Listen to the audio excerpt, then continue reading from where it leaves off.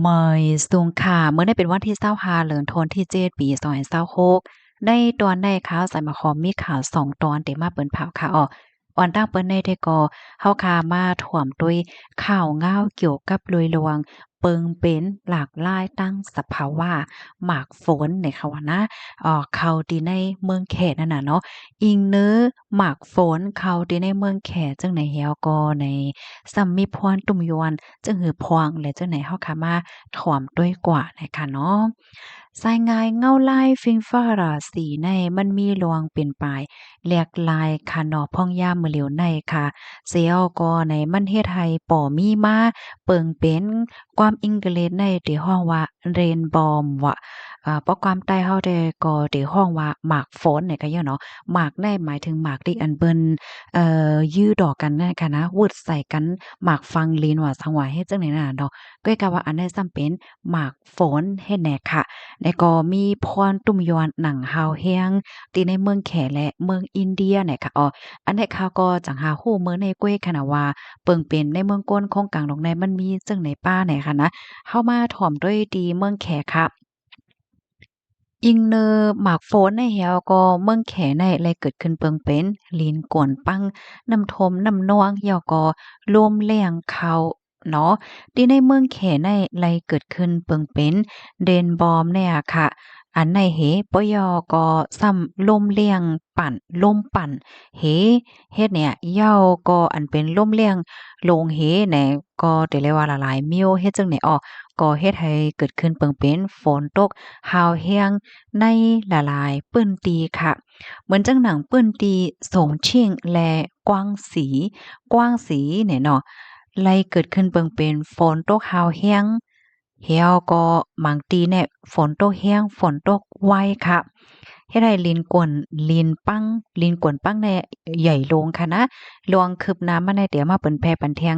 กำหนึ่งค่ะเนาะตีสงชิ่งชงชิ่งแน่ค่ะนะโคมพาถึงตีเวงกวางสี อันเสียงแน่มันได้เปิงอินค่ะนะพี่น้องนะอันเปิ้นเตรียมก็ติงๆเหมือนกันบางทีว่าเตรียมว่ากว้างซีว่ะบางทีว่าเตรียมว่ากว้างสีเนี่ยค่ะเนาะพี่น้องค่ะที่ให้เพิ่มเทียมให้ลาดนี่มากก็แล้วค่ะนะว่าเสียงออกมันเต้ๆภาษาแขเนี่ยว่านั้นเฮ็ดจังได๋นะ ที่ในซ้ำในฝนตกหนักตกหนำค่ะเนาะถึงตีอ่างเก็บน้ำหนองน้ำหมางตีแน่ค่ะนะมันแตกแล้วก็ล้วนฝั่งไหลเข้าโทมพื้นที่อยู่ซางเศร้าก้นวันก้นเมืองก้นวันก้นเมืองหมางจื้อแน่ไหลปลายกว่ามีอยู่ดีเนินสูงเนินหลังเฮิรนแหละเจ้าป่นให้ไหนค่ะเหมือนจังหนังตีเว้งเจอเจียงค่ะเนาะตั้งปอดวันออกแลปอดเหนือ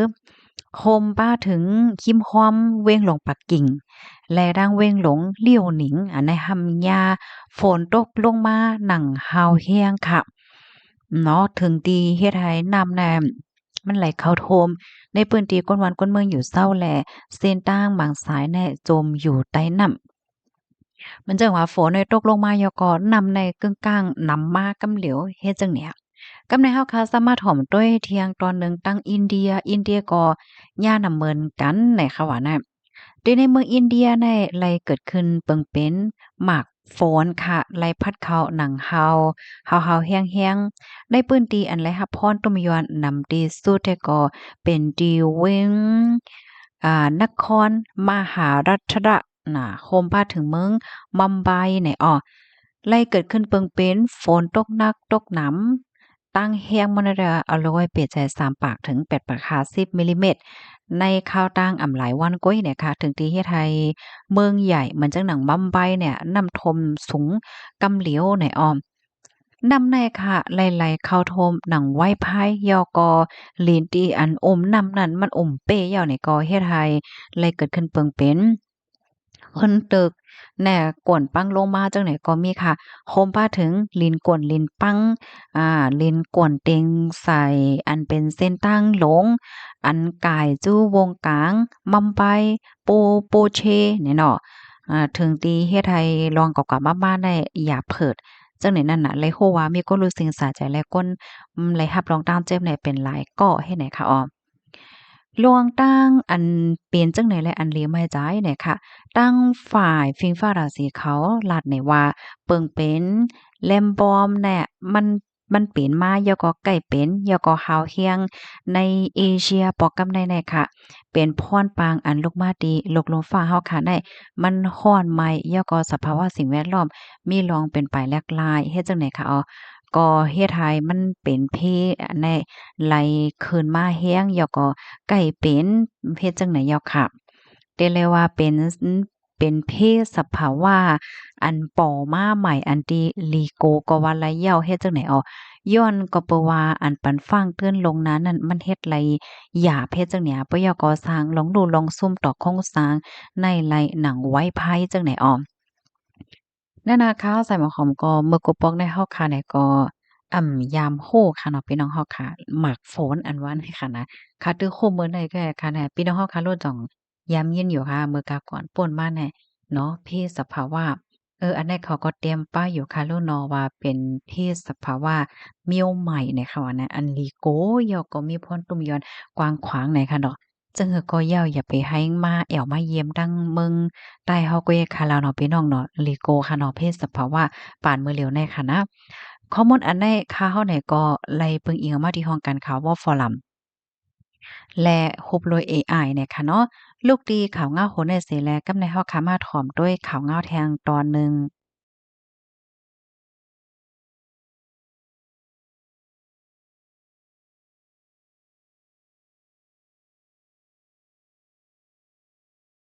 ออกข่าวย่อน้อมค่ะเนาะเสียงเย็นกว่าแก๊บหนึ่งเฮ็ดไหนนะกำในเฮาค่ะมาถ่อมด้วยข่าวเงาดีเมืองใต้ค่ะในลาดมนต์ซื้อ KTV โมเจตีหนึ่งนั่นใจตื้อป้ายามเอากำล้นเหลือแลมีคนหลุดเสียง2ก่อตีลาดมนต์ซื้อ KTV ตีหนึ่งเนี่ยเว้ยหมัวเจเมืองใต้ปอดของนั่นมีกวนใจตื้อยามเอากำนำล้นเหลือแลลูดเสียงสายใจกว่า2ก่อในยาวค่ะ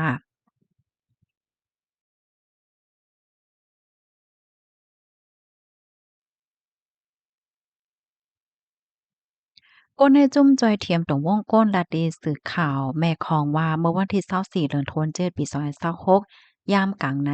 ตีล้านมนเขียวเขตทีเวเวียงหมู่เจตีหนึ่งนั่นมีผู้ชาย3ก่อสู่ยาเมากำยาเคน้ำล้นเลยสิพ้องนางกินน้ำจิ้มอยู่นั่นลูดเสียงทางดีกว่าตีในห้อง1เกาะตา2เกาะแต่ก็ไล่ส่งห้องยาคึกคักห้องยาเว้งหมู่เจว่าไหน เฮาก็ขึ้นรู้เซ็งเที่ยงหนึ่งก็อันกึดนั่นก็เงาลายอำป้อหลีกาหือล้านเขตทีวีนั่นจื้อห้องว่าสังอยู่ดีไลอันวันนั้นแจ้งไว้ว่าในเซตาก็อัปได้เป็นล้านเสียงจื้อเสียงใหญ่มีก้นเลนหนำหรือนั่นก็อัปได้ขายป้ายยาเมากับโกเซียนแลสาวแม่หมอกยาเจ้าในว่าไหนอ้อดิเว้งหมู่เจในเตมีล้านมนต์ซื้อ KTV จื้อต่างไม้ฟ้างนั้นต่างไม้ฟ้างคมกันดั้งอันเล็กอันใหญ่มีอยู่มอก70ตีปลายเจ้าเสียงงบงี่ฝ่ายห่มโลมเปิ้นตีเงินโหปากแสนเสียก็เปิดเผยไว้เว้งหมู่เจในเป็นเว้งอันจับไว้แดนลิ้นเสเดมีการเหล่ามนต์ย่ามกลางค่ำกลางคืน เหลิงนำแลเหมือนจังหนัง KTV ครับKTV เปิดกึกจ้อมห้องหรือเศร้าก็ได้มีอยู่ตั้งหนำหรือสินั่นก็ได้ขายป้ายามเฮากำไหลโหหนังไหนค่ะเหมือนจังหนังลวงก้นหนุ่มรูดเสียงย้อนเคว่า Happy Water ใน KTV ในแต่ก็ได้ไหลหันอยู่คือๆย่อยๆเนี่ยค่ะข้อมูลในก็ค่ะเลยเปิดมาที่ห้องการข่าวเงาหาเสียงใต้เต็มต่างไว้เนี่ยค่ะเพราะว่าเฮาค่ะมาถ่อมด้วยข่าวเงาจังไหน ป้องว่าตีเมืองเฮาค่ะเนาะที่เมืองใต้ก็ KTV ว่าซังว่าจั่งใดแน่มีมีหนำเนาะพี่น้องเนาะจึงหือก็เพิ่มเติมข้อมูลมาหลายค่ะนะเมื่อไกลที่เฮาค่ะถ่อมกว่านั้นค่ะเนาะมีอยู่หมอก70ตีปลายว่ะตีเว้งหมู่เจเนี่ยค่ะนะตีเว้งหมู่เจนั่นว่ามีลานมนต์เกี่ยว KTV อันต่างไม้ฟ้างนั้นต่างไม้ฟ้างโฮมกันอันเล็กอันใหญ่ที่มีอยู่หมอก70ตีปลายว่ะ ปยอก็อันลิตกใจแทงอันหนึงในซ้ำเมื่อเคยที่เฮาคาไลถ่อมกว่าสาวแม่หมอกยาจังได๋เนี่ยค่ะว่าป้องว่าสาวแม่หมอกยาจังไหนเนี่ยก็มีป้าเฮ็ดจังไหนคะเนี่ยเนาะอันได้แต่ค่ะฮู้เลยค่ะถามไว้ค่ะนะพี่น้องเฮาค่ะก็จังหือก็เพราะว่าพี่น้องเฮาเขาไข้อบไข้ลาดเน่ไข้ๆเนี่ยจังหือก็ไข้เน่ไล่ค่ะเนาะก็เป็นอันยินโจมหน่อยค่ะนะยินจมูกก็ที่รับถอมปันแห้งค่ะเหมยทรงค่ะ